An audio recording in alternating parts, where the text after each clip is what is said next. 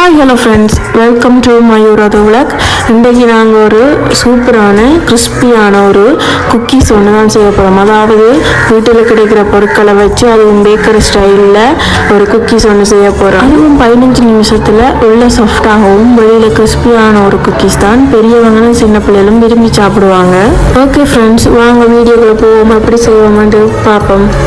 இந்த ரெசிபி செய்கிறதுக்கு எல்லாரும் வாங்கக்கூடிய, அதாவது கடையில் வாங்கக்கூடிய பொருட்களை வச்சு தான் செய்ய போகிறோம். 250 கிராம் மைதாமா, அதாவது கடையில் விட்ட வெள்ளமா, 100 கிராம் சீனி, 100 கிராம் மாஜரின், பனானா எசன்ஸ், ஒரு முட்டை, பேக்கிங் பவுடர். இப்போ வாங்க நாங்கள் குக்கீஸ் ரெடி பண்ணுவோம். இப்போ பெரிய ஒரு பவுல் ஒன்று எடுங்கோ. அதில் நாங்கள் எடுத்த 100 கிராம் மாஜரினை போட்டு நல்லா கேன் மிக்சரால் பீட் பண்ண வேணும்.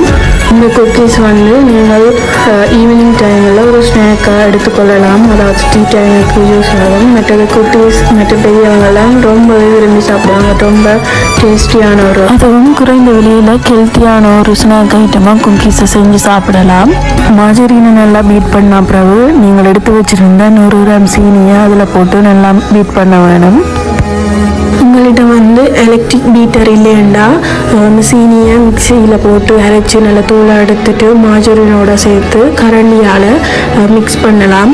சீனி நல்லா மாஜரினோட மிக்ஸ் ஆகும் வரைக்கும் நாங்கள் பீட் பண்ண வேணும். சீனி கரைஞ்சதும் நாங்கள் எடுத்து வச்சுட்டு இருந்த ஒரு முட்டையை அதுக்குள்ளே சேர்த்து திருப்பியும் பீட் பண்ண வேணும்.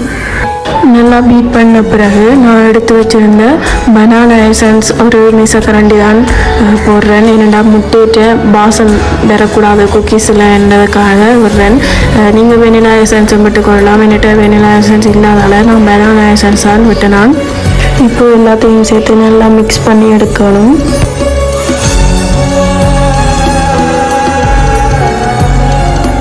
அதுக்கு பிறகு நாங்கள் அரைச்சி வச்சுருந்த வெள்ளமாவை கொஞ்சம் கொஞ்சமாக மிக்ஸ் பண்ண வேண்டும். ஏனென்றால் அதான் குக்கீஸ் அந்த மேலே வெடிக்காமல் நல்லா வரும்.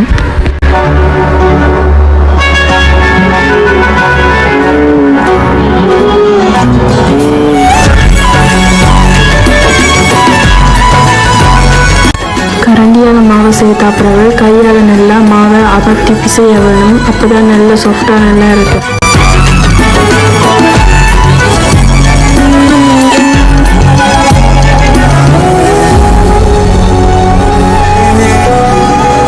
இப்போ நல்லா மாவை பிசைஞ்சு எடுத்தாச்சு. இனி ஒரு பேக்கிங் ட்ரே எடுத்து குட்டி குட்டியாக அந்த போல்ஸாக உருட்டி உள்ளங்கையில் வச்சு நல்லா அமர்த்தி இந்த மாதிரி ஒரு ஷேப்பில் செஞ்சு வைக்கணும்.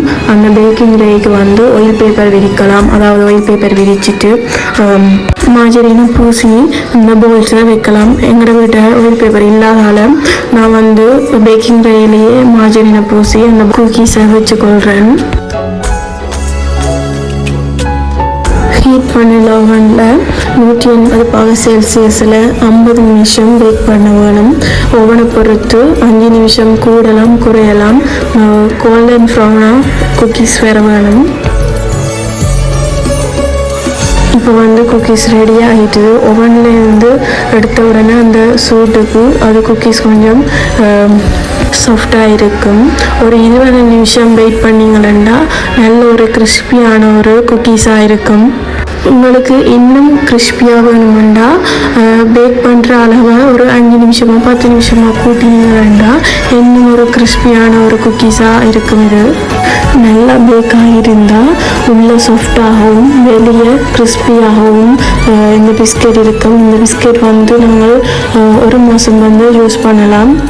இதில் பால் சேர்க்காதனால இந்த பிஸ்கெட் கெட்டு போகாது. ஒரு மாதம் மட்டும் இப்படியான ஒரு பாக்ஸில் சேர்த்து வச்சு நாங்கள் யூஸ் பண்ணலாம். அதாவது ஈவினிங் டைமில் டீ டைமில் எல்லாம் எங்களுக்கு ஒரு நல்ல ஒரு ஹெல்த்தியான ஒரு பிஸ்கெட்டாக இருக்கும்.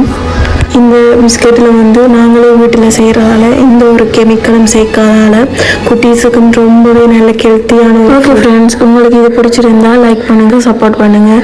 Okay, bye, see you.